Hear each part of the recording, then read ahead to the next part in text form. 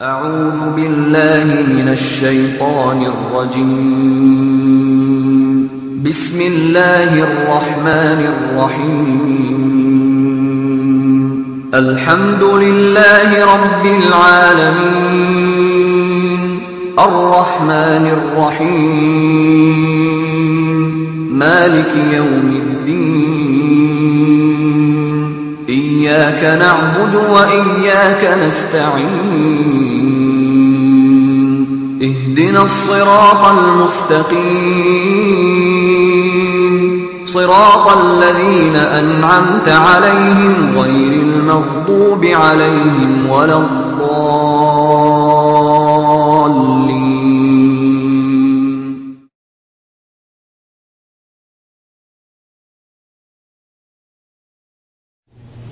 Laqad kana lakum fi Rasulillahi uswatun hasanah.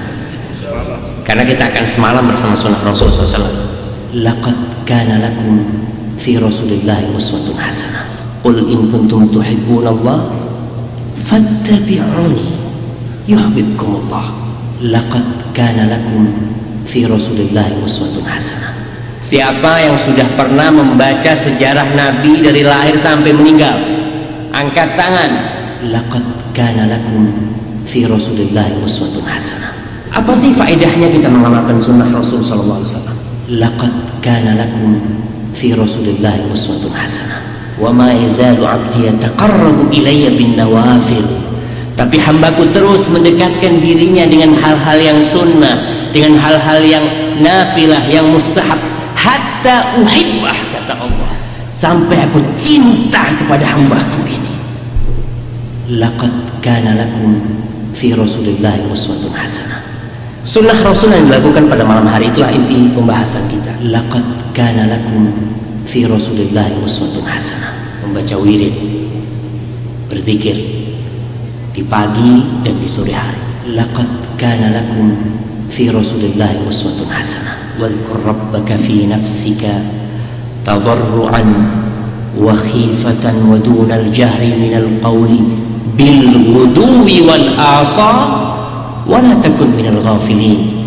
Laqad kana lakum fi Rasulillahi uswatun hasanah. Ala bi dzikrillah tatma'innul qulub. Tenang hati. Laqad kana lakum fi Rasulillahi uswatun hasanah.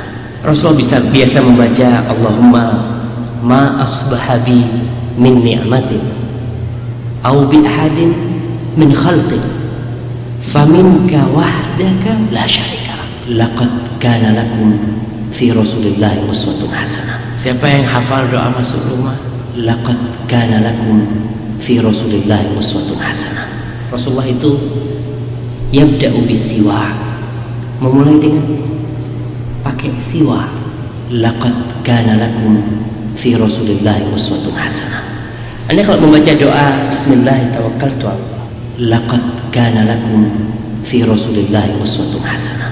Salat maghrib berjamaah itu termasuk sunnah yang diamalkan pada waktu. Laqad kana lakum fi Rasulillahi uswatun hasanah. Ada salat sunnah tidak sebelum salat maghrib? Laqad kana lakum fi Rasulillahi uswatun hasanah. Yang kedua, ingat bainal adzanain da'watun mustajabah. Laqad kana lakum fi Rasulillahi uswatun hasanah. Barang siapa yang sholat sunnah setelah maghrib 6 rakaat, dia tidak memisahnya dengan kata-kata yang buruk, maka ibadahnya itu sama dengan ibadah 12 tahun. Bayangkan, laqad kana lakum fi Rasulillahi uswatun hasanah. Setelah maghrib adalah larangan tidur. Laqad kana lakum fi Rasulillahi uswatun hasanah. Mengatakan idza aqala ahadukum al-ghaibah fala yatruk ahlahu laylan. Laqad kana lakum fi Rasulillahi uswatun hasanah. Kemudian adab sebelum tidur. Laqad kana lakum fi Rasulillahi uswatun hasanah. Laqad kana lakum fi Rasulillahi uswatun hasanah. Laqad kana lakum fi Rasulillahi uswatun hasanah.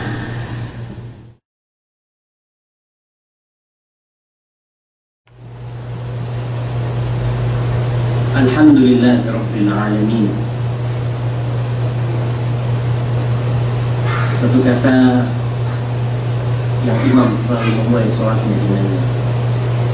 Kita melihat sholat yang membaca Alhamdulillah Rabbil Alamin. Segala puji bagi Allah Subhanahu wa Ta'ala, Rabb semesta. Alhamdulillah. Satu kata lalu para penceramah memulai khutbahnya, memulai ceramahnya dengan kata Alhamdulillah. Alhamdulillah adalah kata yang kita biasa kalau ditanya kif hal, apa kabar, gimana keadaanmu, kita pasti menjawab Alhamdulillah. Karena memang hanya Allah yang pantas untuk dipuji, hanya yang layak untuk mendapatkan pujian dari kita. Allah Subhanahu wa Ta'ala yang nikmatnya tak terhingga, Allah Jalla Jalaluh yang kebaikannya tak terhitungkan.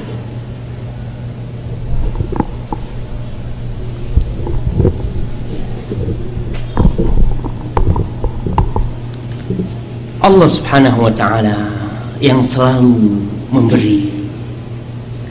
Dialah tempat kita bermunajat, dialah tempat kita memohon, meminta. Dialah Allah Jalla Jalaluh, tempat kita mengadukan segala perkara. Allah Subhanahu wa Ta'ala yang mengabulkan doa kita, yang memberikan jalan keluar tatkala semua pintu tertutup. Allah Jalla Jalaluh yang menghilangkan duka di hati kita, yang menghapuskan lara. Allah Jalla Jalaluh yang kalau kita lagi gundah, kemudian kita mengatakan ya Allah, ya Rabbi, hilang semua rasa gundah. Maka hanya Allah yang pantas untuk mendapatkan pujian dan pujaan dari kita. Kalau kita melihat nikmat yang Allah berikan kepada hambanya, maka kita akan terheran-heran dengan betapa maha besarnya Allah Jalla Jalaluh. Ikan-ikan di lautan yang jumlahnya triliunan, yang setiap hari dipancing, ditangkap, siapa yang ngasih makan? Allah Jalla Jalaluh. Anda melihat binatang-binatang di hutan, bagaimana dia melahirkan tanpa ada bidan dan dokter. Siapa yang membantu mereka? Allah Jalla Jalaluh. Anda lihat burung atau Anda melihat ayam, bagaimana tatkala ada bahaya dia kumpulkan anak-anaknya, dia sembunyikan di sayapnya. Siapa yang memberikan kasih sayang itu kepada dia? Siapakah yang memberikan hidayah kepada binatang yang baru lahir? Dia berangkat mendatangi susu ibunya, gak pernah ada yang ngajari dia. Kau kalau habis lahir kau nyusu langsung, gak ada. Tapi siapakah yang memberikan fitrah? Sabbihisma rabbikal a'la alladhi khalaqa fasawwa walladhi qaddara fahada. Allah memberikan hidayah kepada semuanya. Maka kembali lagi, hanya Allah yang pantas untuk dipuja dan dipuji. Para hadirin yang dimuliakan Allah Subhanahu wa Ta'ala, salawat dan salam semoga selalu tercurahkan bagi baginda Nabi kita, yang banyak dari kita, yang banyak dari umat Islam insyaallah yang di sini nggak ada, yang mereka tidak mengenal Nabi kecuali namanya, yang dia tidak mengetahui perjalanan hidup Nabi kecuali beliau dilahirkan di tahun gajah. Selesai. Ada yang kenal dengan Rasul SAW di sini? Ada yang kenal? Yang di belakang situ kayaknya kenal banget itu. Siapa nama beliau? Iya, nama beliau siapa? Silakan. Iya. Bin Abdullah bin Abdul Muttalib bin Hashim sampai bin Hashim cukup. Nama Anda kalau boleh tahu? Siapa? Jimmy Akbar. Jimmy Akbar bin Isa Abdullah bin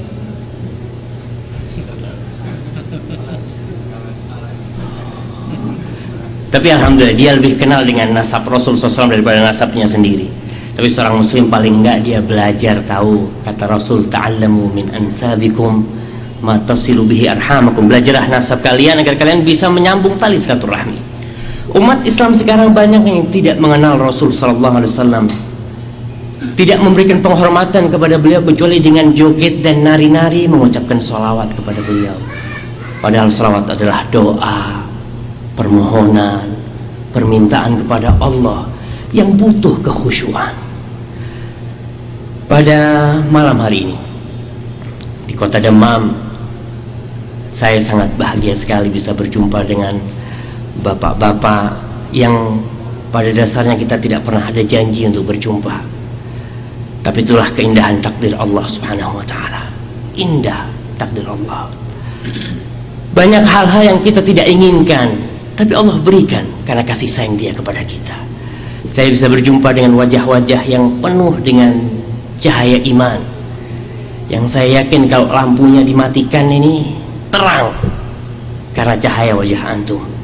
Dan insya Allah mudah-mudahan tatkala antum pulang ke Indonesia, cahaya ini bisa antum sampaikan kepada bangsa Indonesia yang jumlah mereka 230 juta. Antum kalau tiap pulang bisa memberikan hidayah kepada 5 orang, 3 orang, insya Allah bangsa Indonesia akan menjadi bangsa yang makmur, yang diampuni oleh Allah Subhanahu wa ta'ala. Perlu diingat tapi, man yahdillah fala mudhillalah wa may yudlilhu fala hadiyalah. Siapa yang mendapatkan hidayah dari Allah Subhanahu wa ta'ala, walaupun 1000 preman datang untuk menyesatkan dia, tidak akan ada yang bisa menyesatkan dia, karena Allah sudah menentukan hidayah buat orang itu. Begitu pula siapa yang ditetapkan sesat oleh Allah Subhanahu wa ta'ala, walaupun 1 juta kiai datang memberikan nasihat kepada dia, tidak akan bisa berubah. Maka jangan lupa untuk selalu meminta hidayah kepada Allah Subhanahu wa ta'ala buat kita, buat keluarga kita, dan buat masyarakat Indonesia pada umumnya. Karena banyak di antara kita yang bisanya mengkritik. Jangan cuma mengkritik, doakan bangsamu itu. Berapa banyak doa yang kita berikan untuk bangsa Indonesia. Mas yang pakai kopiah merah, antum kalau berdoa berapa persen buat bangsa Indonesia? Hah? Kenapa? Tapi doakan nggak untuk bangsa Indonesia? Apa bunyi doa antum kalau boleh dengar? Biar yang lainnya pada dengar ini. Oh, itu kan umum, yang ada nama Indonesianya. Siapa yang berdoa di antara bapak untuk bangsa Indonesia? Gak ada. Gimana mau benar bangsa Indonesia padahal doa adalah silahul mukmin, yang kita tidak butuh uang untuk berdoa. Minta sama Allah di waktu-waktu mustajab, doakan bangsa Indonesia, doakan orang-orang yang tersesat supaya mereka ditunjuki jalan yang lurus kepada Allah SWT. Karena Rasul sallallahu alaihi wasallam bersabda, la yu'minu ahadukum hatta yuhibba li akhihi ma yuhibbu li nafsihi. Tidak beriman, kata Rasulullah SAW, seorang yang dia tidak mencintai saudaranya sebagaimana dia mencintai dirinya sendiri. Maka termasuk dari cinta, Anda mendapatkan hidayah dari Allah SWT. Anda mengerti sunnah, Anda berdoa semoga orang itu mengenal sunnah juga. Bukan sekedar, wah orang itu bahlul dia, nggak tahu jalan yang benar dia, masuk neraka bakal dia. Jangan, doakan. Mudah-mudahan mendapatkan hidayah dari Allah SWT. Alhamdulillah, saya suara sudah mau habis ini. Kalau boleh minta air gitulah.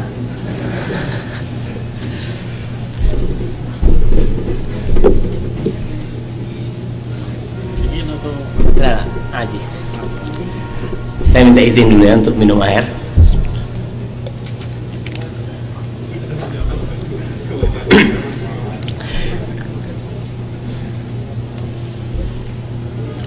Kajian kita adalah, judulnya apa? Apa judulnya?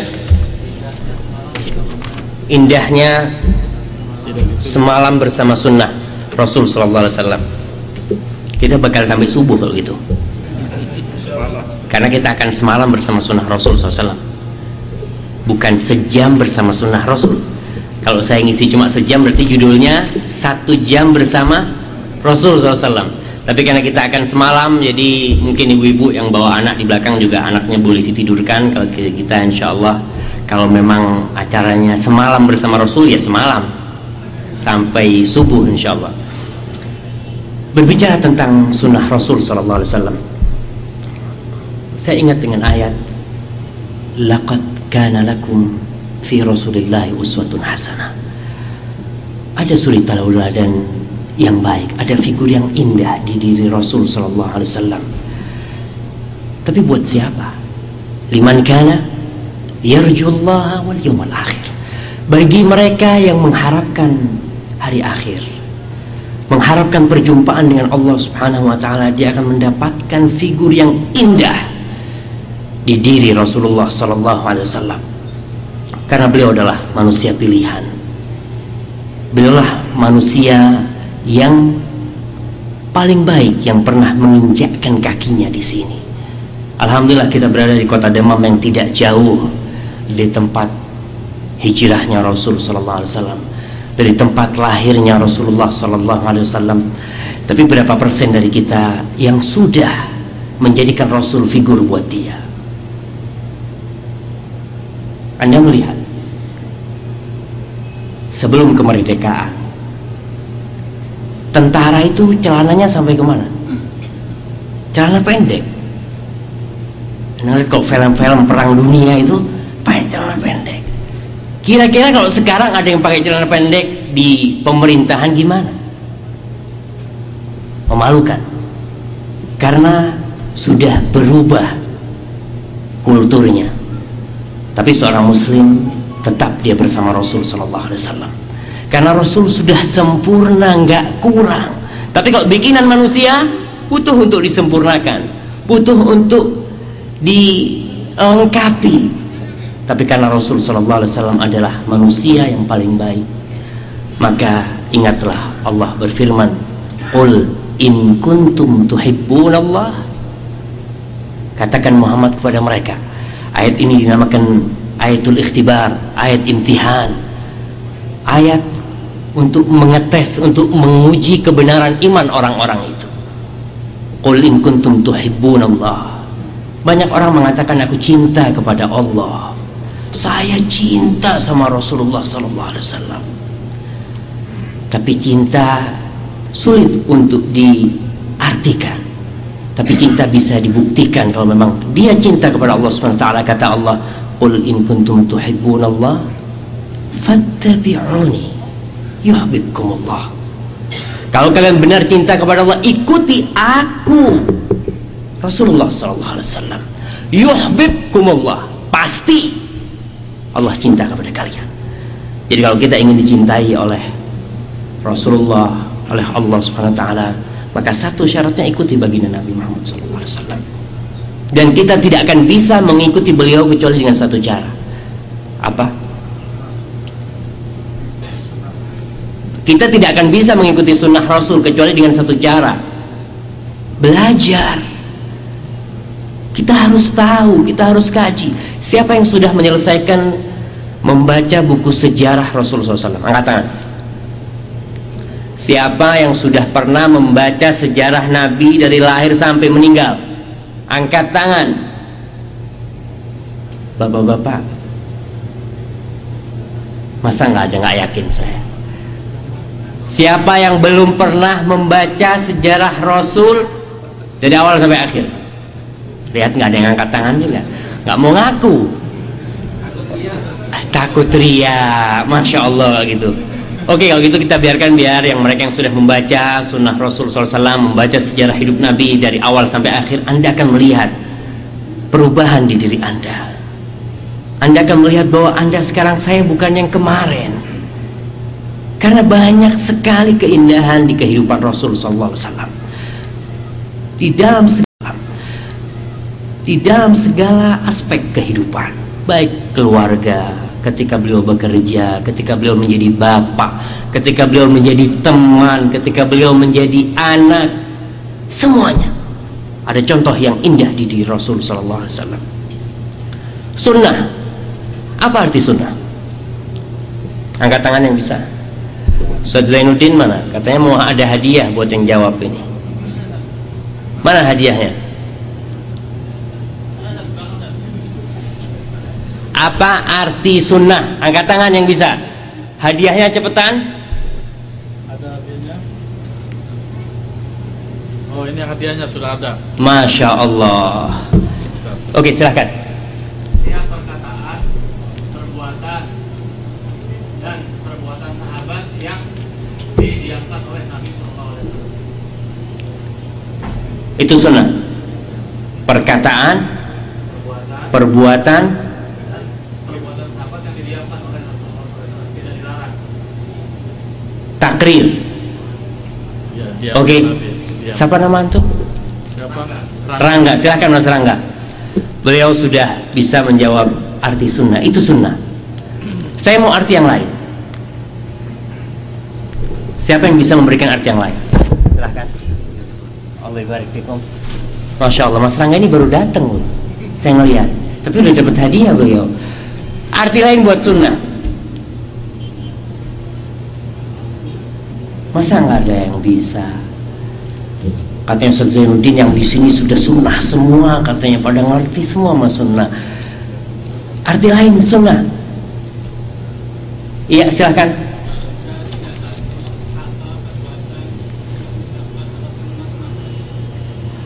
Itu sama dengan yang sampaikan Mas Rangga kira-kira. Yang lain arti sunnah. Iya. Segala perkataan, perbuatan, dan sifat jasmani dari Rasulullah SAW. Ya mirip lah, ada tambahan sikap jasmani. Yang lainnya, oke, saya bantu tapi nggak ada hadiahnya udah kalau dibantuin. Ada namanya sholat sunnah. Apa artinya sholat sunnah itu? Aku mau sholat sunnah kah? Iya.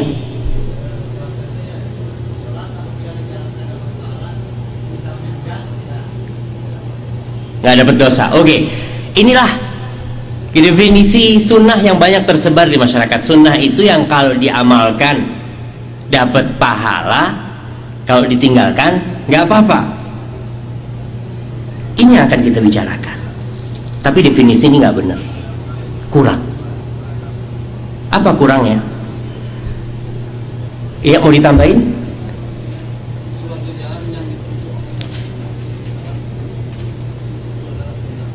Iya, betul. Cuma di definisi ini yang sunnah yang artinya kalau diamalkan dapat pahala, kalau ditinggalkan nggak apa-apa.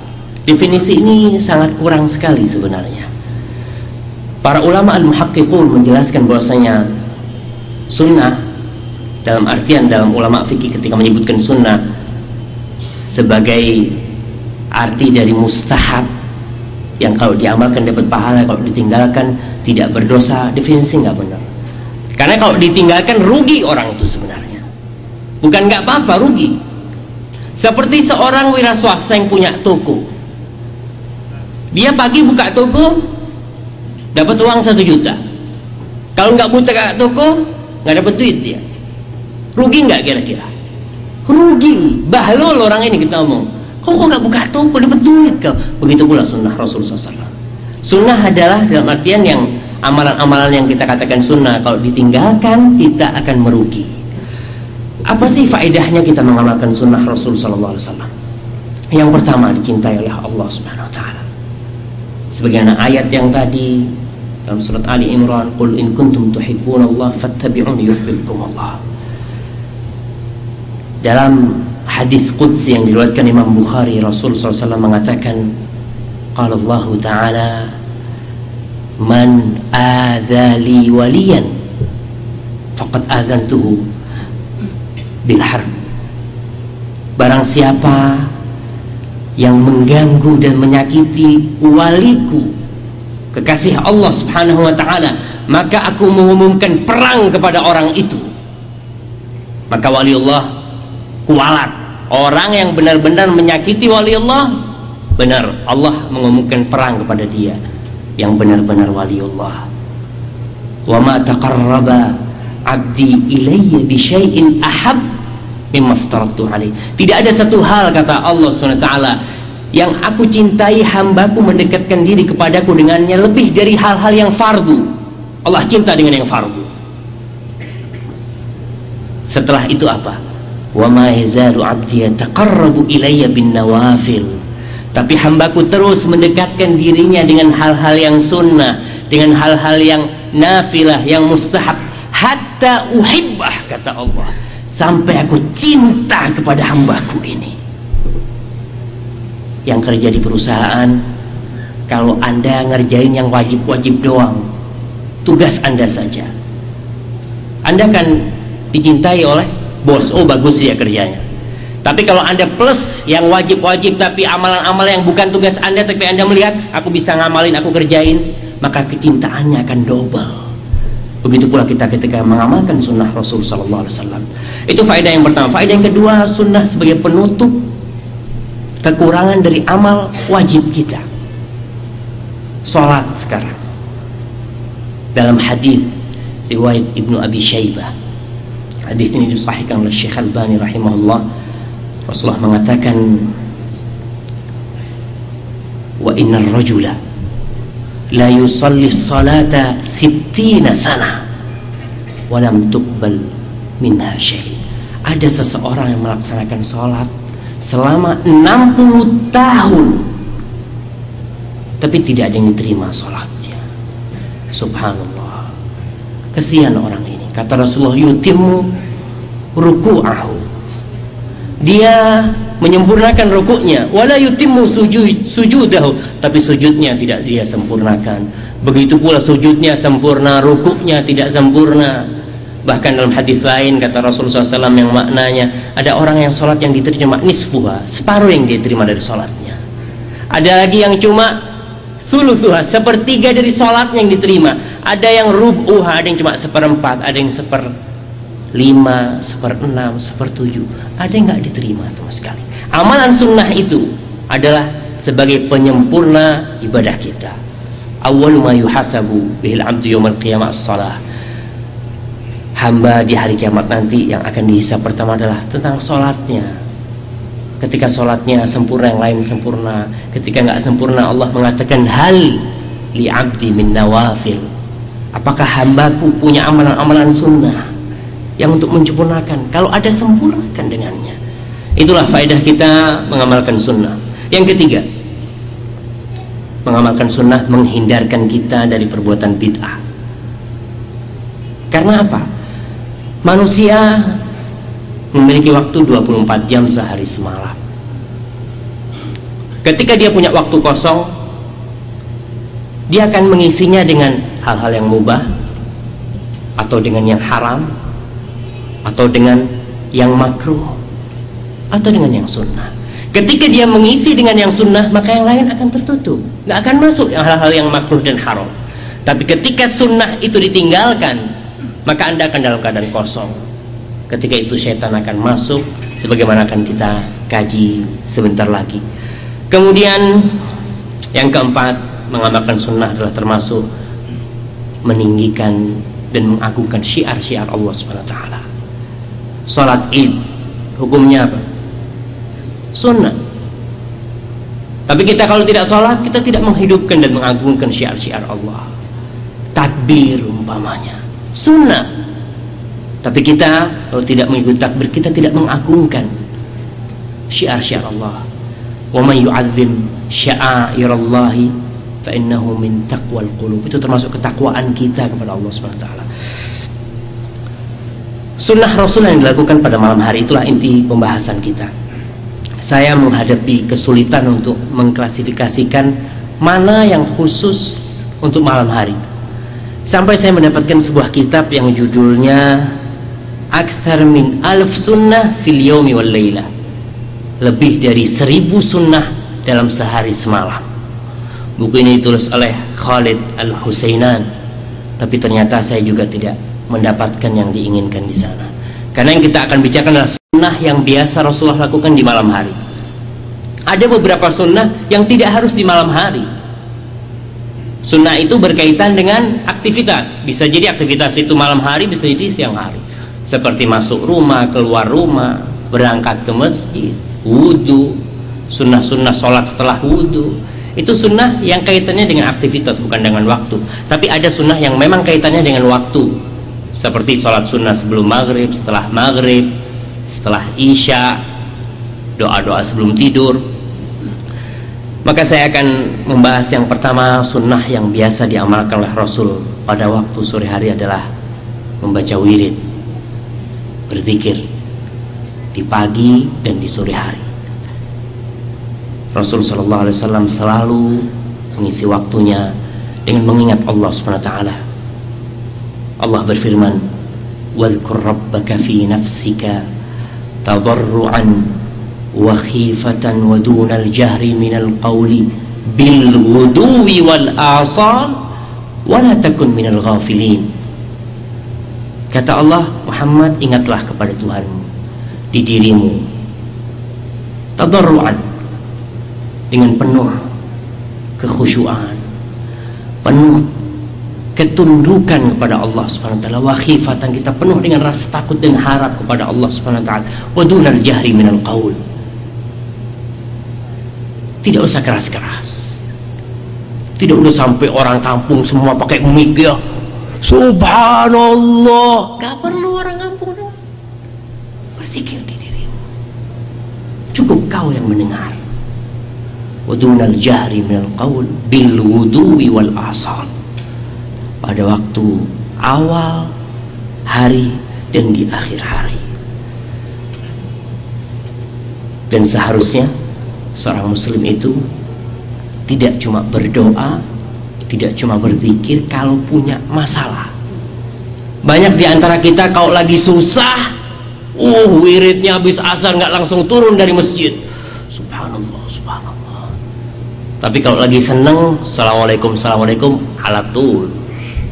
Ini syukur, anda punya janji nih. Lagi susah, lupa sama janji semuanya. Dan itulah gunanya berzikir. Allah mengatakan, wala takun minal ghafilin. Jangan kau menjadi orang-orang yang lengah, yang lalai. Zikir mengingatkan kita kepada Allah Subhanahu wa taala, menyebabkan kita selalu dipantau oleh Allah Subhanahu wa taala. Tatkala kita mengenal Allah dalam waktu susah, Allah akan kenal kita pada waktu. Tatkala kita mengenal Allah pada waktu suka, pada waktu kita bahagia, senang, Allah akan kenal kepada kita pada waktu kita susah. Maka membaca zikir, yang pertama, Allah tidak akan melupakan kita. Yang kedua, zikir adalah hisnul muslim, sebagai benteng untuk diri kita. Banyak orang terkena sihir, kemasukan jin. Kalau sudah kemasukan jin atau kena sihir, baru ribut cari orang yang meruqyah dia. Ketika sebelum itu di mana dia? Itulah gunanya zikir, mencegah lebih baik daripada mengobati. Orang kalau sudah kena sihir berbulan-bulan di ruqyah, tapi kalau sebelum itu dia mengobati, menjaga dirinya dengan zikir.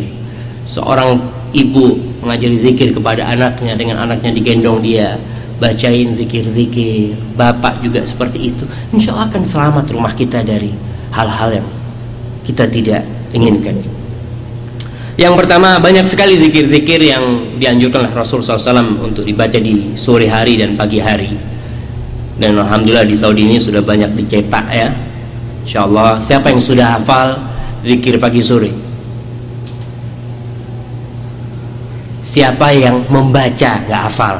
Cuma kalau baca itu kayak saya sekarang ini pegang naskah baca. Siapa yang membaca rutin zikir pagi sore? Apa yang Anda rasakan setelah Anda membaca itu? Kalau suatu hari Anda lupa tidak membaca, apa yang Anda rasakan? Gelisah. Itulah, orang akan mengetahui makna ketenangan ketika dia mendapatkannya. Jadi orang biasa tenang, tahu-tahu gelisah, dia tahu ada yang kurang dari dirinya. Salah satu kekurangan itu adalah dengan tidak berzikir. Tapi orang biasa gelisah terus, nggak merasa gue dari dulu nggak zikir juga seperti ini, karena tiap hari seperti itu dia. Tapi orang yang mendapatkan nikmat dari Allah SWT, salah satunya nikmat batin ya, nikmat hati. Karena letak kebahagiaan itu di mana? Di mana letak kebahagiaan? Di hati. Kalau letak kebahagiaan itu di harta, kesian banyak orang yang nggak bahagia. Tapi karena Allah meletakkan kebahagiaan itu di hati, semua orang bisa bahagia. Semuanya. Karena semua orang punya hati. Gak ada di dunia ini orang yang punya hati. Tapi orang yang gak punya duit banyak. Itulah rahmat Allah. Semua orang punya hati. Dan zikir termasuk. Ala bizikrillah tatmainnul qulub. Tenang hati.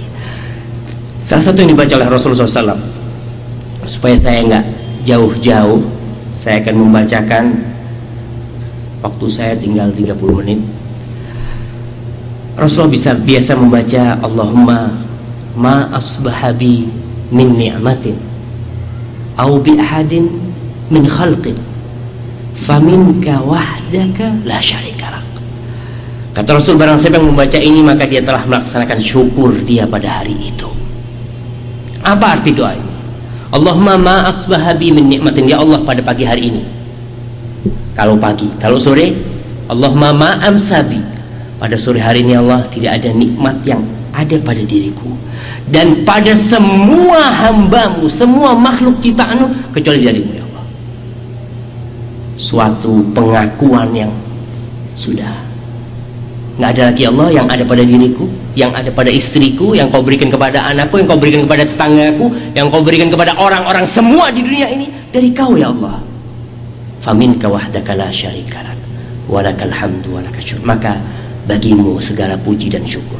Itu Anda akan rasakan ketika Anda membaca ini, ya Allah, betul nikmat ini dari kau. Kalau kau tidak berkehendak, aku nggak bisa merasakan nikmat ini. Dan nikmat rasa sehat yang kita rasakan itu juga nikmat dari Allah SWT. Di antara doa lainnya yang dibaca oleh Rasulullah SAW adalah, ada seorang sahabat yang datang kepada Rasulullah SAW disengat kala jengking.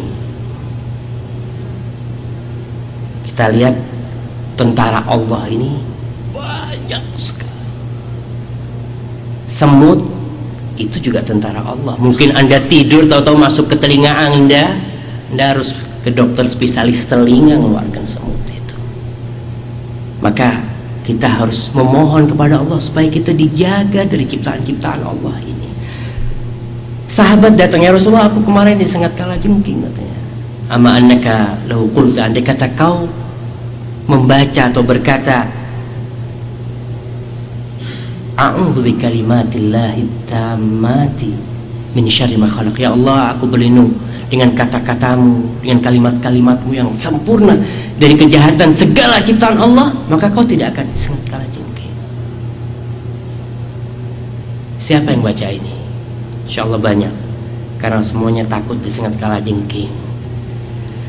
Ingat, cobalah kita membaca hal ini. Anda jangan cuma membaca untuk diri Anda, anak Anda. Siapa tahu kadang-kala Anda meninggal, anak Anda ada ular di rumah, gigit anak Anda. Maka bacain. Rasulullah SAW juga biasa membacakan ini kepada cucunya Hasan dan Husain. Itu Rasulullah. Rasulullah masih berdoa memohon kepada Allah yang sudah dijaga oleh Allah SWT, yang sudah paling sempurna amalannya. Bagaimana dengan kita? Wah, aman, aku sudah baygon semuanya. Anda tahu bagaimana nyamuk malaria datang? Baca doa, insya Allah selamat, dijaga semua. Kemudian di antara doa lain yang dibaca oleh Rasulullah SAW sore hari adalah Bismillahilladzi la yadurru ma'asmihi syai'un fil ardi wala fis sama wa huwas sami'ul alim. 3 kali Rasulullah biasa membaca itu pagi dan sore hari, dengan nama Allah yang dengan namanya tidak ada yang bisa membahayakan sesuatu pun, fil ardi wala fis sama, nggak di bumi nggak di langit. Subhanallah. Apa yang kita harapkan sudah? Orang kalau hujan dia takut dengan petir dan halilintar, tapi dengan doa ini dia, ya Allah mudah-mudahan Engkau jaga aku, dan insya Allah dijaga oleh Allah SWT. Di antara baca oleh Rasul sallallahu alaihi wasallam juga adalah Allahumma afini fi badani, Allahumma afini fi sam'i, Allahumma afini fi basari, la ilaha illa anta. Ya Allah, berikanlah afiah, kesembuhan di badanku. Lihat, kalau dokter sekedar mengatakan, oh kau olahraga supaya sehat, Rasul SAW bukan cuma berolahraga, tapi memohon kepada Allah SWT tiap hari, pagi dan sore. Kita ini tidak tahu dengan penyakit yang ada di tubuh kita, kecuali ketika Anda ke dokter, ke laboratorium, oh kena kolesterol sampean sekarang, aduh kena asam urat sekarang, baru susah. Oh kalau gitu apa obatnya dok? Yang pertama minta sama Allah. Siapa yang menurunkan penyakit itu? Allah Jalla Jalla. Siapa yang bisa mengangkat penyakit itu? Dokter?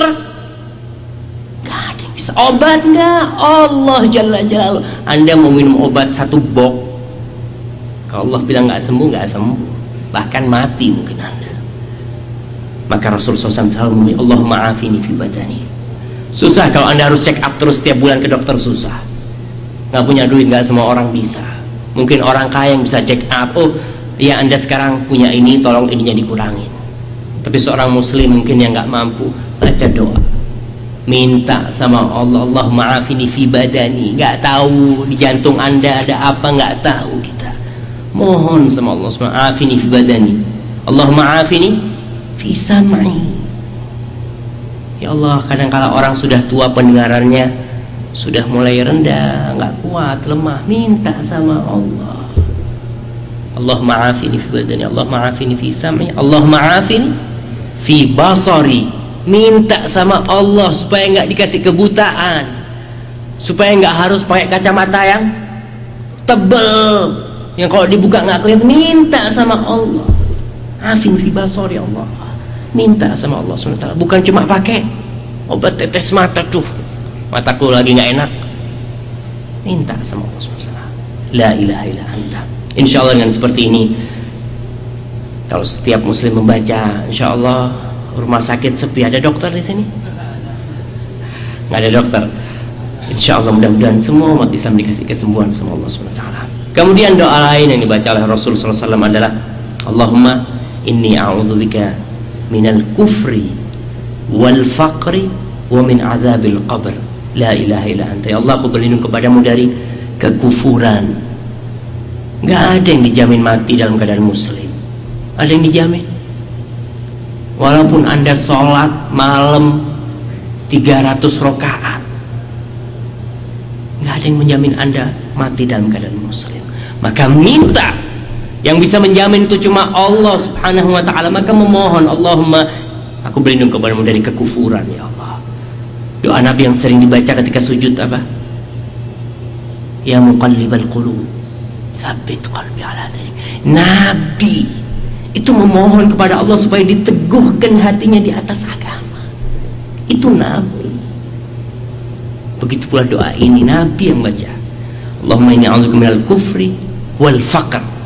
Aku memohon kepada Allah supaya dijauhkan dari kefakiran. Fakir, susah, nggak ada yang bisa dimakan. Saya pernah berjumpa dengan satu orang di Bondowoso, Jawa Timur. Saya ngelihat usaha dia biasa-biasa aja. Ami katanya, apa nggak kepingin maju itu apa? Dia ngomong, Syafiq, kata dia, ana alhamdulillah setiap hari membaca Allahumma inni a'udzubika minal kufri wal faqr. Maka tidak ada di pikiran anak-anak takut dengan kefakiran. Anak sudah berlindung kepada Allah. Insya Allah dikasih cukup sama Allah. Maka mereka yang kerja di Saudi kemudian exit, jangan takut nggak bisa makan di Indonesia. Gimana ya? Susah cari kerjaan di Indonesia. Baca doa, insya Allah hati tenang, nggak takut dengan kekufuran, kefakiran, wa min adzabil qabr. Karena kita meminta perlindungan kepada Allah Subhanahu wa taala. Itulah beberapa doa yang dibaca oleh Rasul sallallahu alaihi wasallam pada waktu pagi dan sore. Masih banyak doanya, tapi kalau kita membahas itu aja kayaknya nggak cukup waktunya karena waktu terus bergulir. Sekarang tinggal 19 menit. Biasanya orang pulang kerja sore hari. Banyaklah kalau di Indonesia biasanya pulang kerja sore, bahkan malam kan, pagi berangkat, malam pulang. Ada beberapa sunnah yang dilakukan Rasul ketika beliau pulang dan masuk ke rumahnya. Yang pertama apa? Doa masuk rumah. Siapa yang hafal doa masuk rumah? Saya boleh tunjuk? Saya mau tanya. Artinya enggak, saya nggak mau artinya, mah. Doa masuk rumah Rasul tuh kalau masuk rumah baca doa. Bukan dengan wajah merengut kepada istrinya. Mana makanan? Lah. Baca doa. Apa doa yang dibaca oleh Rasul SAW? Masa nggak ada yang bisa jawab? Saya kalau gitu mau minumannya. Silahkan.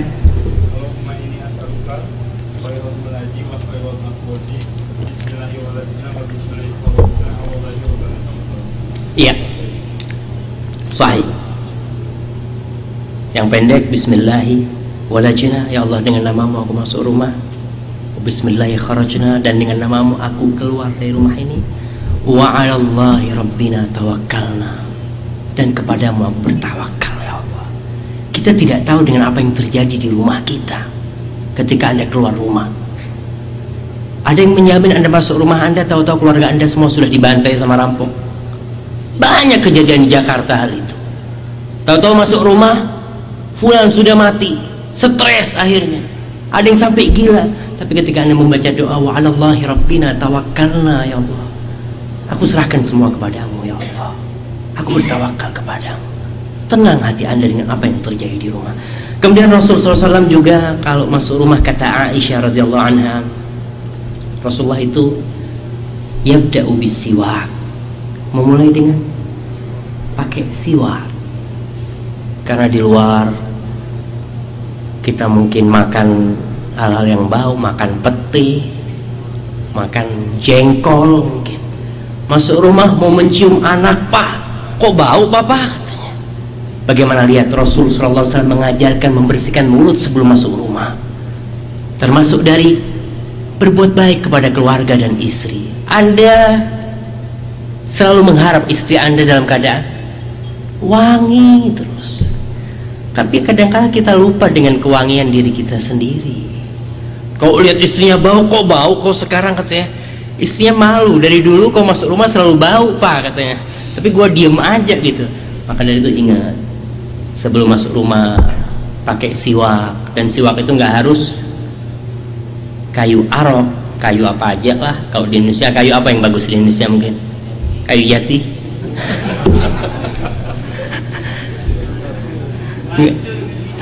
Jadi nggak harus pakai kayu arok yang biasa dijual di sini, karena di Indonesia nggak ada. Pakai kayu apa aja. Yang jelas jangan sembarangan, karena bisa jadi ada yang beracun atau gimana, ada yang berbahaya dengan gigi. Carilah kayu dan sangat memberikan dorongan kepada umat. Apabila ada di antara umat Islam di Indonesia yang menemukan kayu siwak di Indonesia. Sampai sekarang ada yang menemukan belum kan? Di Indonesia itu banyak sekali pohon-pohon dan tumbuh-tumbuhan. Coba ada yang berusaha, apa kayu yang bagus untuk gigi umpamanya? Ada yang mau berusaha? Cobalah, ini PR buat bapak-bapak mungkin yang tertarik pulang ke Indonesia, dia ke hutan gitu, cari kayu-kayu yang mungkin bermanfaat. Rasulullah SAW masuk rumahnya dengan siwak, menjaga aroma mulut. Badan juga mungkin dengan hal itu bisa Anda masuk rumah pakai minyak wangi dulu, supaya bukan keringat yang dicium sama istrinya, sama anak-anaknya, tapi bau yang indah sekali dicintai oleh Rasul SAW. Kemudian kalau kita masuk rumah, kita juga akan keluar dari rumah itu, imam untuk sholat maghrib. Apa sekarang doa keluar rumah yang dibaca oleh Rasul SAW? Bapak tiap hari keluar rumah? Nggak ada kayaknya ya. Tiap hari keluar rumah? Tiap hari keluar rumah? Oke, doanya yang pakai kacamata. Iya. Masya Allah, semuanya baca itu. Insyaallah. Itu setan, kata Rasulullah SAW dalam hadis riwayat Abu Dawud, ini sahih. Kalau seorang keluar rumahnya membaca doa itu, setan itu pada minggir semua. Sama setan-setan lain, syuf, kif, sudah ente minggir. Kif birajulin kutu hudiya, dengan orang yang sudah dikasih hidayah sama Allah, gimana ente? Sudah menjauh. Ada doa lain yang dibaca oleh Rasulullah SAW yang lebih lengkap. Anda kalau membaca doa Bismillahirrahmanirrahim, coba Anda maknai tawakal kepada Allah. Aku nggak tahu apa yang bakal terjadi di jalan, apa yang bakal terjadi ketika aku nyetir mobil. Mungkin ada yang nabrak dari kanan, mungkin ada orang yang nyebrang ngawur, aku tabrak dia. Maka dengan membaca doa itu kita serahkan semuanya kepada Allah, karena Allah adalah Rabbul Alamin. Hanya Allah yang bisa menyelamatkan kita. Tidak ada yang menjamin Anda pulang ke rumah dalam keadaan sehat. Ada yang jamin? Tahu-tahu istri, oh suami lagi di rumah sakit, kenapa tabrakan? Baca doa. Ketika Anda membaca doa dan Anda tabrakan, Anda akan tahu, ya Allah, aku sudah tawakal kepadamu. Aku yakin iman terbaik yang kau berikan kepadaku. Iman akan terus tumbuh dengan Anda terus berzikir kepada Allah SWT. Tapi kalau tidak berzikir, waduh, gara-gara remnya ini belum, remnya yang disalahkan. Mungkin Anda punya salah sama Allah SWT. Jangan remnya yang disalahkan. Itu doa apa? Doa lain yang dibaca Rasulullah SAW kalau keluar rumah. Allahumma inni a'udzubika an adilla au udhalla. Ya Allah, aku berlindung kepadamu, jangan sampai aku tersesat dan jangan sampai aku disesatkan. Au azilla au uzalla, jangan sampai aku terpeleset, aku dipelesetkan orang. Au adlima au udlama, jangan sampai aku berbuat zalim kepada orang dan jangan sampai ada orang yang berbuat zalim kepada aku. Wa an ajhala au yashhada alaih, dan jangan sampai aku berbuat bodoh kepada orang atau orang lain berbuat bodoh kepada aku. Sempurna isi doa ini. Anda keluar rumah mau belanja, takut ditipu orang. Ada nggak takut ditipu? Takut beli mobil. Saya ingat di Medina ada kelas Dr. Ali Misri, dia sudah lulus. Dia cerita, dia punya mobil Mazda tahun 80 mungkin. Dia ngomong, Vick, anak ketika mau beli mobil ini, anak baca doa ini terus panjang perjalanan. Alhamdulillah, mobil tua tapi bisa sampai Mekah, kata dia. Itu berkah dari doa, dari permohonan kepada Allah SWT. Jangan sampai kita ditipu orang. Maka ketika keluar rumah, baca doa itu. Kemudian Rasulullah SAW di sore hari kalau pulang dari masjid setelah sholat asar, beliau menghampiri istrinya satu persatu. Datang ke rumah istrinya satu, tanya, ngobrol, nanti pindah ke rumah istrinya, diperiksa istri-istri beliau. Itu adalah bentuk kasih sayang baginda Nabi kepada istri-istrinya. Ada yang punya istri dua di sini? Ibu-ibu, maaf yang di sana, ada yang punya istri dua? Ada kayaknya, cuma takut ketahuan istri. Tapi insya Allah ibu-ibu enggak semua yang di sini muwahhid. Mereka adalah orang-orang yang bertauhid, yang istrinya satu, karena istrinya arti tauhid itu satu gitu kan. Jadi semua pada bertauhid dalam artian istrinya semua satu. Anda harus memeriksa keadaan istri Anda. Jangan pulang kerja langsung ke tempatnya teman, pulang dulu ke rumah. Rasulullah mencontohkan hal ini. Datang ke istrinya, sebelum ada urusan lain tanya gimana semua kebutuhan rumah, sehat, lihat anak-anaknya. Mungkin sekarang sudah ada pakai HP di telepon, tapi lebih baik Anda datang melihat keadaan keluarga. Itu salah satu hikmah yang Rasulullah ajarkan kepada umatnya. Kemudian sholat maghrib berjamaah, itu termasuk sunnah yang diamalkan pada waktu sore hari. Anda pulang kerja, pulang sampai rumah dalam keadaan capek, mandi, dengar azan, panggilan Allah, hayya 'alas shalah, hayya 'alas shalah, hayya 'alal falah. Subhanallah, panggilan itu bukan panggilan bos Anda. Anda kalau ditelepon sama bos baru masuk rumah, balik ke pabrik, balik bos, balik. Tapi kenapa kata tatkala Allah yang memanggil, hayya 'alas shalah, ayo datang ke rumahku, kata Allah. Tinggalkan semuanya. Anda mandi bersih, Anda akan bertemu dengan Raja Maharaja. Allah SWT yang memiliki segala-galanya. Anda tinggalkan sejenak dunia Anda di belakang, Anda datang ke masjid. Setiap langkah Anda Allah angkat satu derajat, Allah hapuskan dosa. Subhanallah.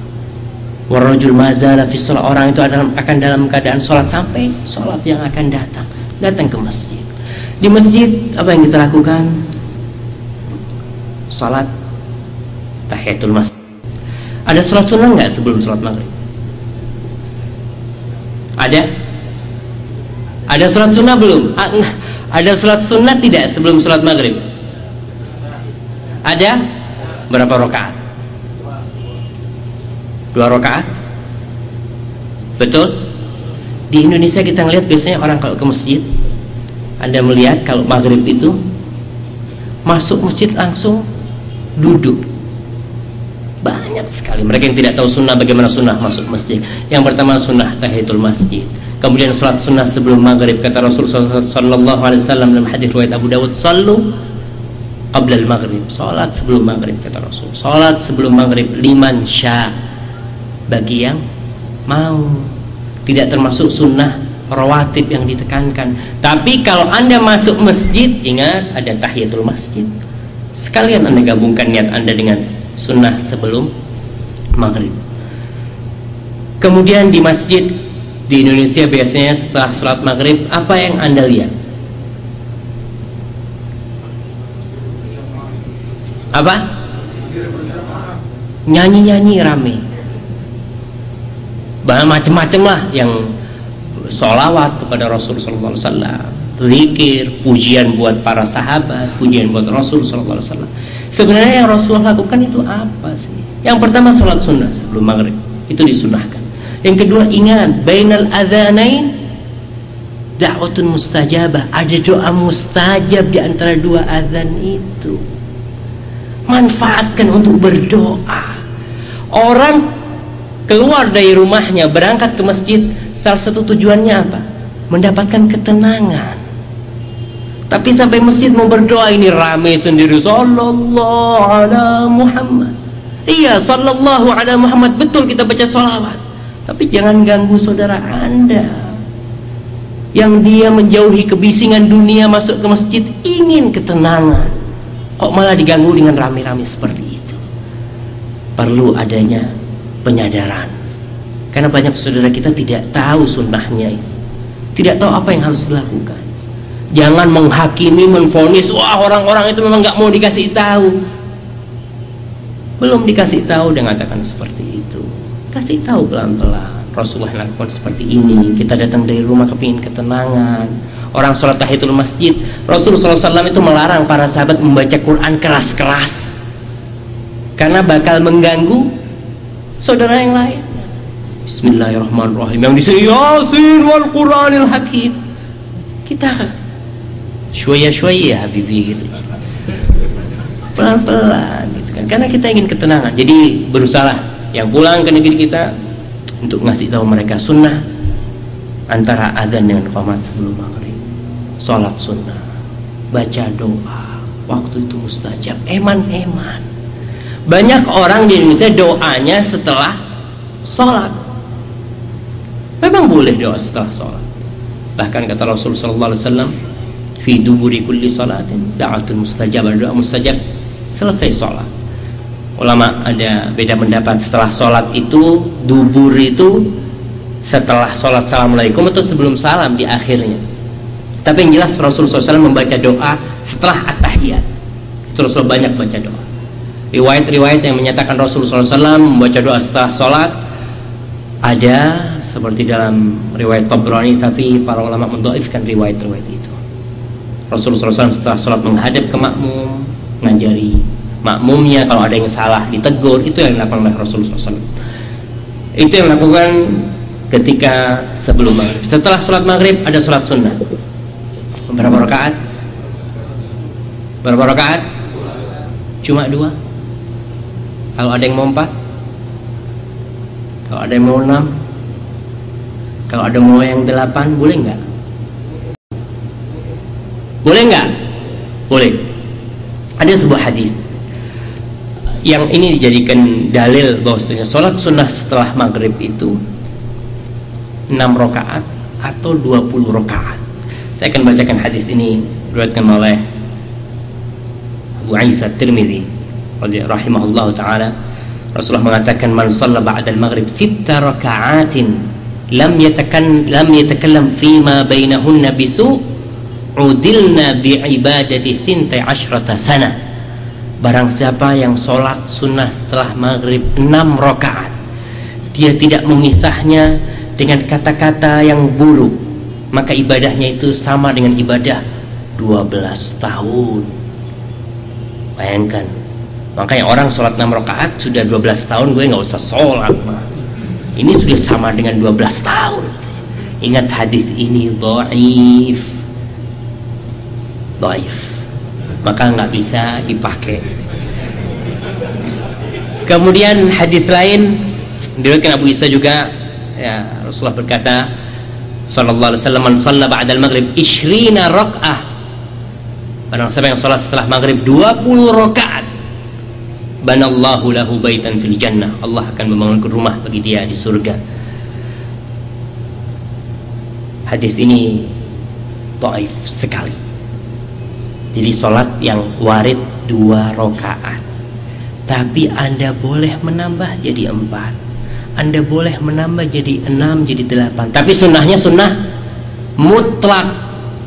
Bukan karena hadis ini gua mau kepingin 12 tahun nggak sholat ini.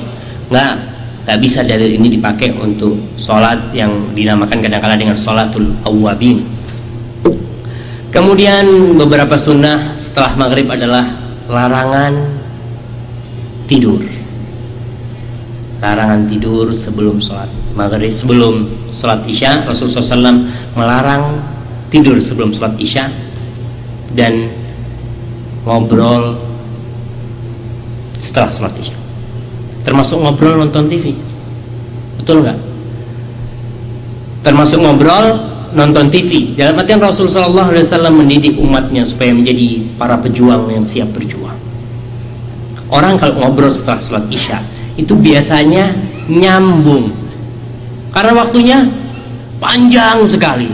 Wah, masih belum, nggak ada waktu sholat lagi, maka biasanya subuhnya akan ketinggalan dengan ngobrol itu. Sholat malamnya nggak bangun.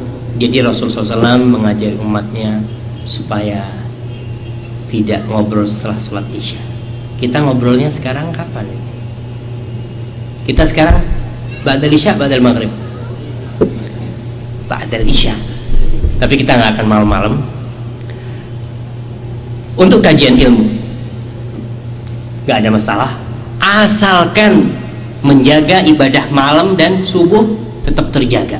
Jangan gara-gara amalan yang sunnah, wah, kita ini mengkaji ilmu sampai jam 12 malam, subuh jam 7 baru bangun. Nggak benar. Jadi yang tadi malam itu nggak ada manfaatnya loh. Seharusnya tetap dijaga. Jangan sampai karena sunnah akhirnya yang wajib ketinggalan. Jadi tetap harus dijaga. Kemudian makan malam, adab-adab makan insya Allah semua pada tahu, kita akan tinggalkan. Adab sebelum tidur. Ada satu sunnah bagi orang-orang asing yang kebetulan ada di sini yang tidak membawa keluarganya. Ini berkaitan dengan antum-antum. Jabir ibn Abdullah radhiyallahu taala anhuma berkata, Rasul sallallahu alaihi wasallam mengatakan, "Idza atala ahadukum al-ghaibah fala yatruk ahlahu lailan." Apabila seorang lama meninggalkan keluarganya, jangan mengetuk rumah istrinya malam-malam. Larangan ini di zaman Rasulullah SAW. Rasulullah SAW biasanya kalau mau masuk kota Madinah, beliau ngirim orang supaya mengumumkan kepada orang-orang beliau mau datang. Sahabat-sahabat mau datang, biar apa? Biar istri pada siap-siap, rumah yang amburadul biar rapi. Kalau enggak, anak mau supres Sampai rumah istrinya bau masih. Gue datang jauh-jauh lu dalam keadaan seperti ini, ribut akhirnya. Pesan Rasul, kabarin. Mungkin sekarang sudah ada HP, tinggal telepon, aku mau datang. Jadi siap-siap. Di zaman Rasulullah SAW ada dua sahabat yang menyalahi perintah ini. Dia datang malam-malam ke rumah istrinya. Mungkin ada keraguan istrinya ini, mungkin lagi ngapain, mungkin sama orang laki lain gitu kan. Dan terjadi betul, dia melihat di rumah istrinya ada orang laki. Orang laki itu siapa? Bisa jadi adiknya si istri, kakaknya si istri. Tapi karena dia marah, bertengkar, ceraikan istrinya. Itu salah satu akibat kita tidak mengikuti perintah Rasulullah SAW. Akhirnya sahabat itu mendapatkan bersama, ada dua sahabat mendapatkan bersama istrinya orang lain. Perlu hati-hati, ikutilah perintah Rasulullah SAW. Kabarin istrinya kalau mau datang malam hari, mungkin Anda dari Jeddah, dari mana, kabarin supaya yang di rumah siap-siap untuk menyambut Anda. Kemudian adab sebelum tidur, karena kita malam nggak boleh ngobrol habis isya, kita akan tidur. Adab yang diajarkan Rasulullah SAW banyak sekali. Yang pertama, mematikan siraj. Siraj itu lampu minyak. Jadi Rasulullah SAW mengatakan dalam hadis riwayat Bukhari, atfi'ul masabiha idza raqadtum wa ghalliqul abwab wa awqul asqiya wa khammirut ta'am wasyarab wa ahsibu qala walau bi'udin ta'aruduhu alaih. Kata Rasulullah SAW, kalau kalian mau tidur, matikan lampu. Lampu yang dari lilin ya, mungkin lilin, lampu minyak itu suruh matikan. Mungkin sekarang sudah jarang yang pakai lampu dari minyak, tapi ada masih hal-hal lain yang menggunakan api. Apa? Kompor dimatikan. Bayangkan Rasulullah SAW ini mengajarkan umatnya sempurna sekali. Kompor dimatikan, setrikaan dicabut, hal-hal yang berbahaya yang berkaitan dengan api dan panas kita matikan sebelum itu. Dan itu dianjurkan oleh Rasul sallallahu alaihi wasallam. Kemudian wa ghalliqul abwab, tutup pintu rumah. Jangan, wah gua tawakal sama Allah, mobil nggak gua kunci, biarin kunci gue taruh di mobil, gue tawakal sama Allah. Nggak benar. Rasulullah mengajari umatnya ada sebab-sebab yang harus kita ambil kalau kita ingin keamanan. Wa ghalliqul abwab, tutup pintu. Mau tidur, cek pintu rumah, selesai baru tidur. Kemudian wa auqul asqiyah, tempat-tempat minuman ditutup. Kalau yang pakai tali diikat, makanan juga ditutup supaya nggak ada bakteri-bakteri yang masuk. Anda lihat bagaimana anjuran Nabi kepada para sahabatnya. Itu adab sebelum tidur. Kemudian ada adab yang berkaitan dengan kita. Kalau itu berkaitan dengan rumah kita, dengan tempat tinggal kita. Ada pun adab yang berkaitan dengan kita. Dalam hadis riwayat Bukhari, Anil Bara' bin Azib radhiyallahu taala anhu qala Nabi sallallahu alaihi wasallam, Rasulullah bersabda kepada Bara' bin Azib. Apa sabda Nabi? Ya Bara', wahai Bara', idza ataita madja'aka, kalau kau mau datang ke tempat tidurmu, fatawadda wudu'aka lis-shalah, maka wudu'lah, ambil air wudu seperti kau mau sholat. Thumma taji' ala shiqqikal ayman, kemudian merebahlah ke samping kanan tubuh kita yang kanan. Thumma qul, kemudian Rasulullah mengajarkan doa. Kita akan baca doanya sebentar lagi.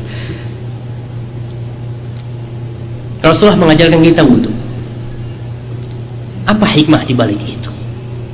Banyak sekali hikmahnya. Kalau Anda melihat iklan-iklan di TV nyuruh anaknya cuci kaki sama cuci tangan kalau mau tidur. Ayo cuci kaki dulu, cuci tangan dulu. Rasulullah tidak mengajarkan hal itu. Wudhu seperti mau sholat.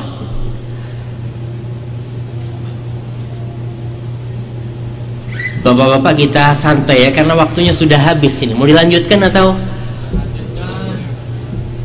asir di belakang yang kehausan insyaallah datang. Wudhu seperti sholat. Kenapa harus wudhu? Atau dianjurkan wudhu? Orang tua marah kalau anaknya, oh kakinya kotor, cuci dulu sebelum naik tempat tidur. Tapi dalam Islam yang dianjurkan adalah wudhu seperti sholat.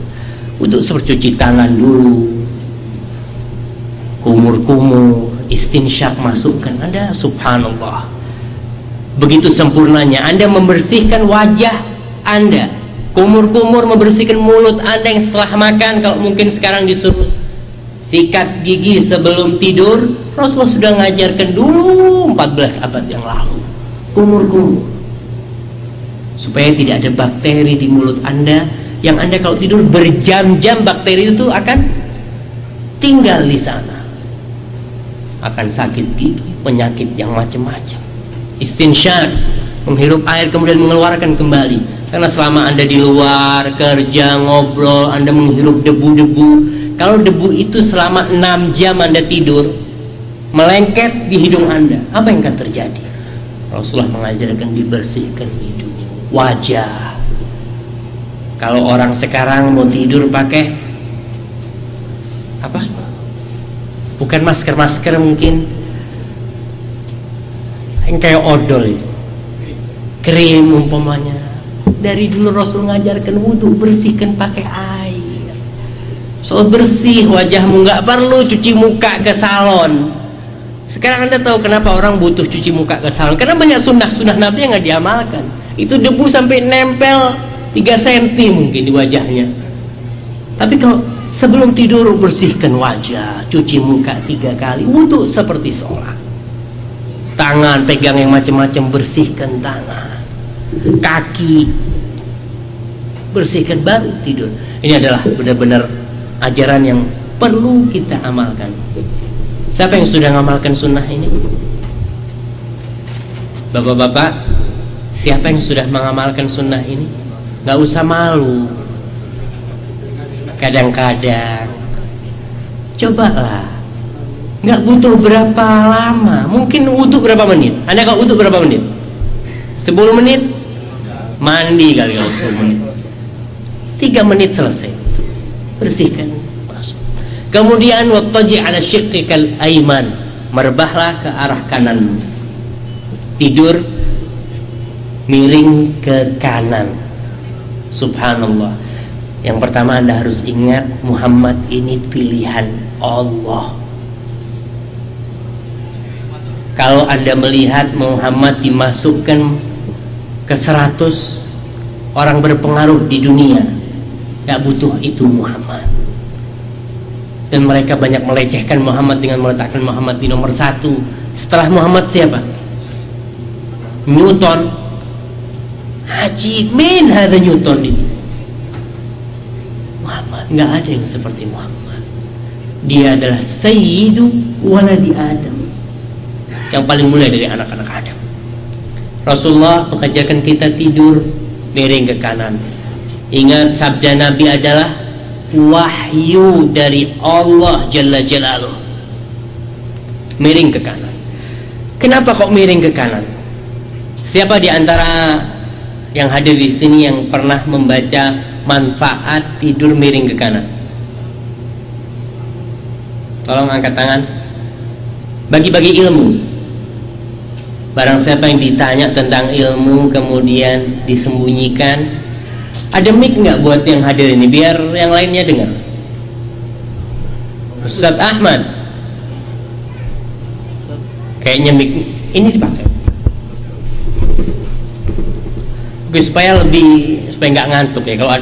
Kalau saya aja yang ngomong ntar saya yang ngantuk. Nggak bisa. Oke, kalau gitu silahkan.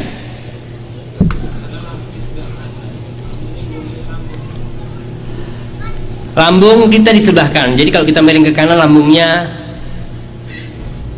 terlindungi. Oke, salah satu manfaat. Oke, yang kedua,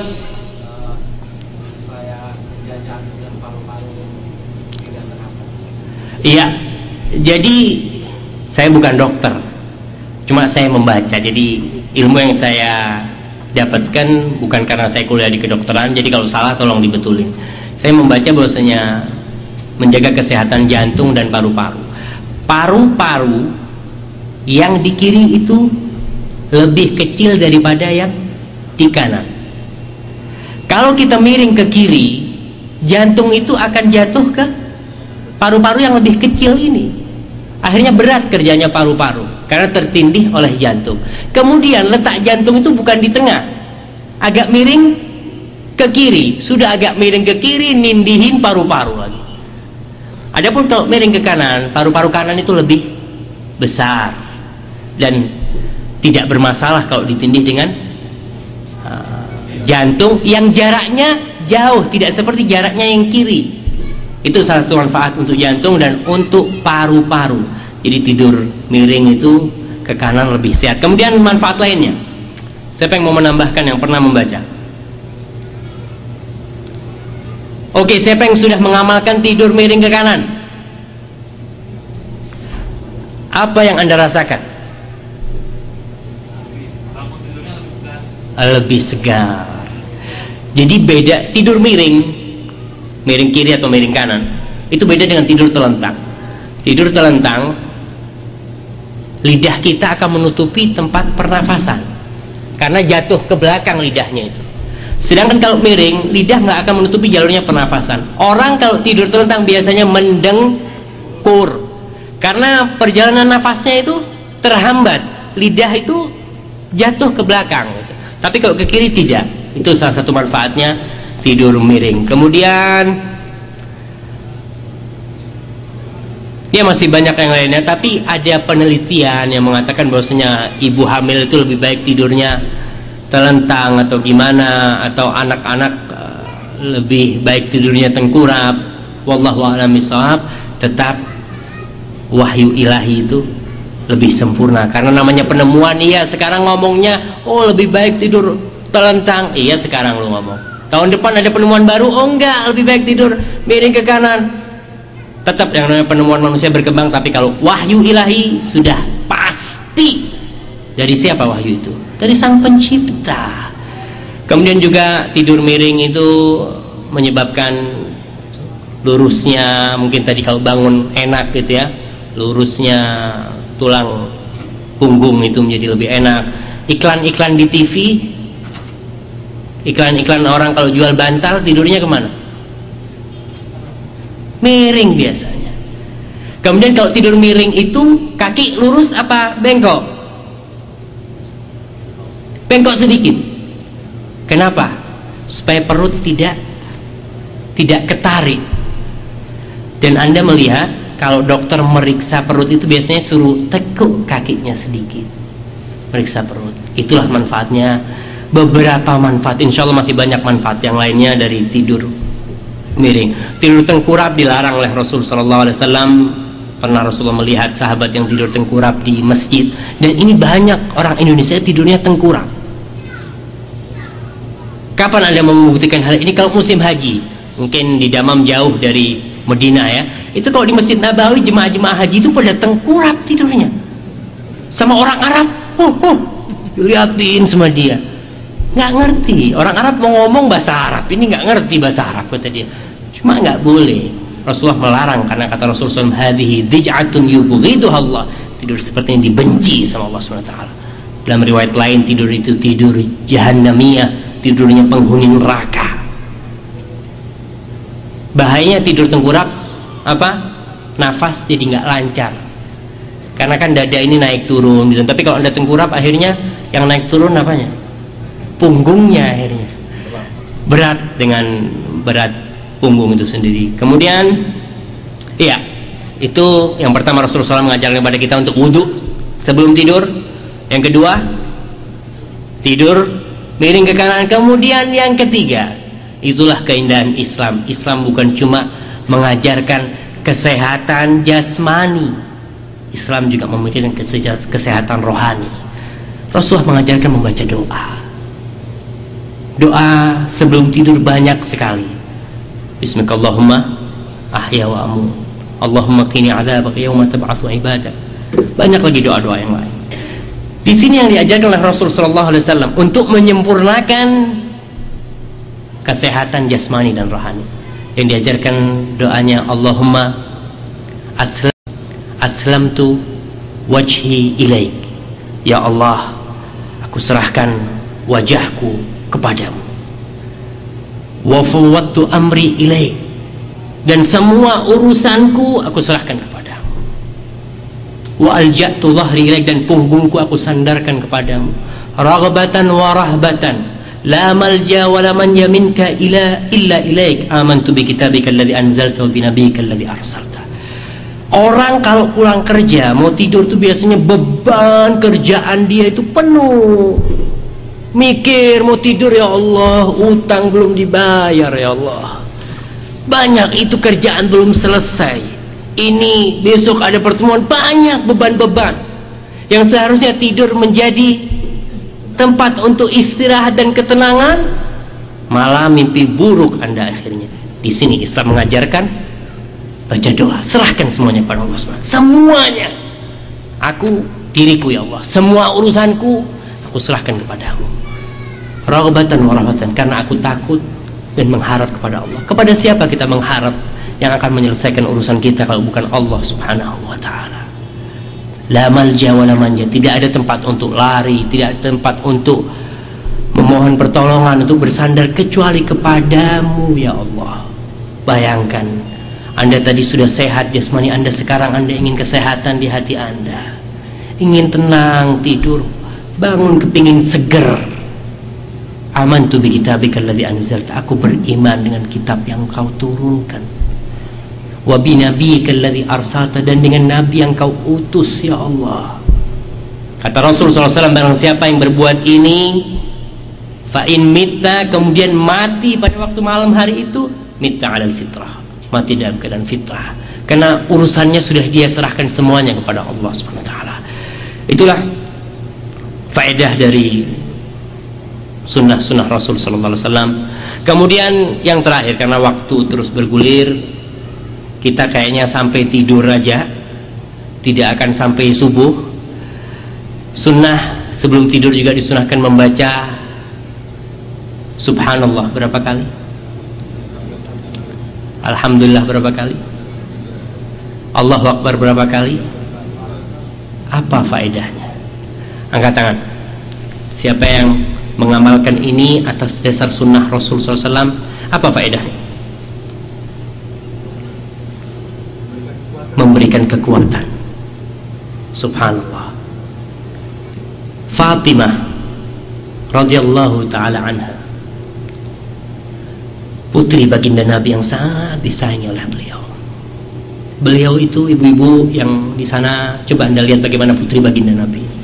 Beliau itu kerja bikin tepung sendiri, giling tepung itu dulu pakai batu sama batu, ada lubangnya, digiling sendiri sampai tangannya itu, ya biasalah orang kalau pegang sesuatu terus-terusan merah tangannya, lecet kadangkala. Itu yang terjadi dengan Fatimah. Berat dengan pekerjaan dia Fatimah. Suatu hari mendengar Rasulullah SAW ada kiriman tawanan-tawanan budak-budak. Pikirnya Aisyah, Fatimah ada yang bisa membantu. Akhirnya berangkat ke rumah Rasul sallallahu alaihi wasallam. Di rumah Nabi tidak berjumpa dengan bapak dia. Kemudian dia menemui Aisyah radhiyallahu taala anha.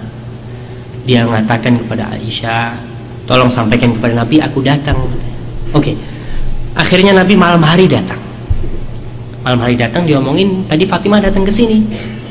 Akhirnya Rasulullah SAW langsung menuju ke rumahnya Fatimah.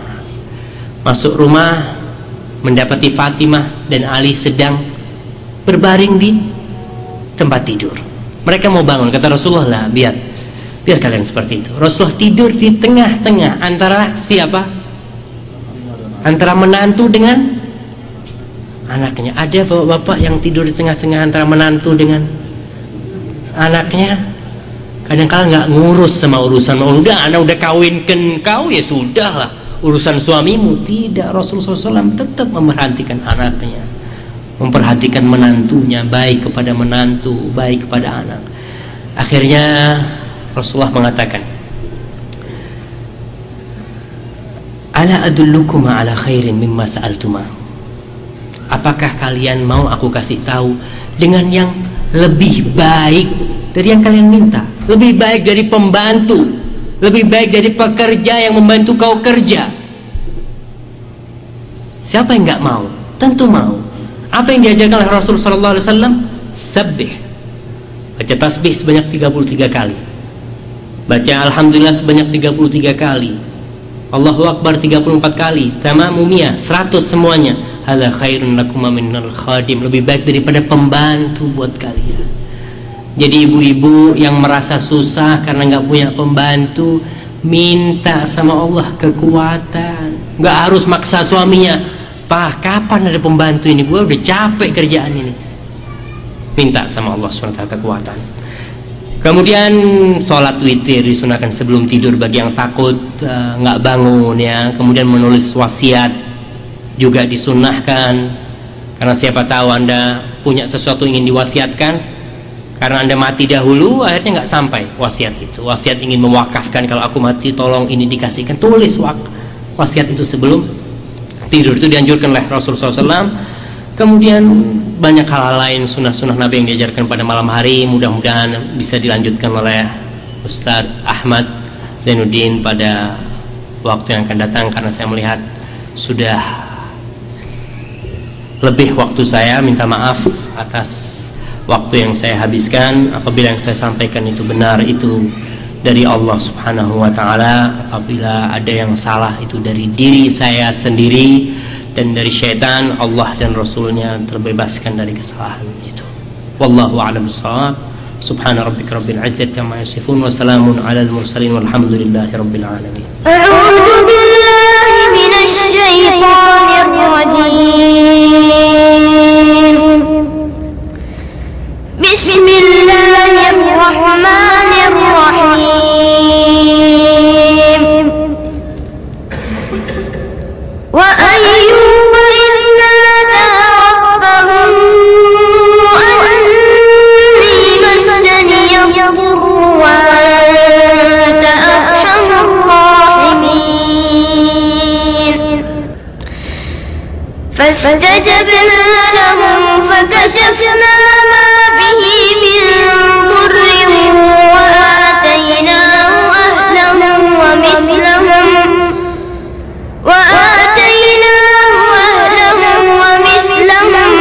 ma'ahum rahmatan min 'indina wa dhikra lil 'abidin. Wa Ismail wa Idris wa dhal kifli kullun minas sabirin wa adkhalnahum fi rahmatina innahum minas salihin. Wa dhannuni idh dhahaba mughadiban fadhanna an lan naqdira alayhi